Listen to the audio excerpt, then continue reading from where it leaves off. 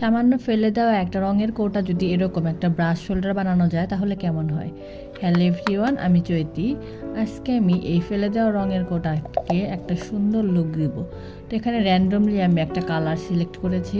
কাজ করার শেষে দেখলাম অরেঞ্জ কালারটার সাথে ডলারগুলোর কম্বিনেশন খুব ভালোই যাচ্ছে।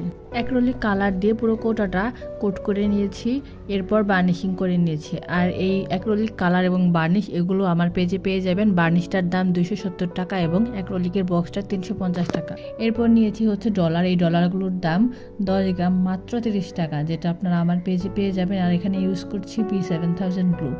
এই গ্লুটা কিন্তু খুবই স্ট্রং একটা গ্লু। এই গ্লুটা দিয়ে আপনারা কিন্তু জামা কাপড়ের প্রতি পাথর লাগাতে পারবেন। আর এই গ্লুটার দাম মাত্র 110 টাকার। এই দুইটা জিনিসই আপনারা আমার পেজে পেয়ে যাবেন। এছাড়া এই বক্সে যা যা জিনিস দেখতে পাচ্ছেন সব কিছু পেয়ে যাবেন। এই সব কিছু অর্ডার করতে স্ক্রিনে দেওয়া হোয়াটসঅ্যাপ নাম্বারে নক করুন। আর আমার ভিডিওটা কেমন লাগলো অবশ্যই কমেন্ট করে জানাবেন। টাটা।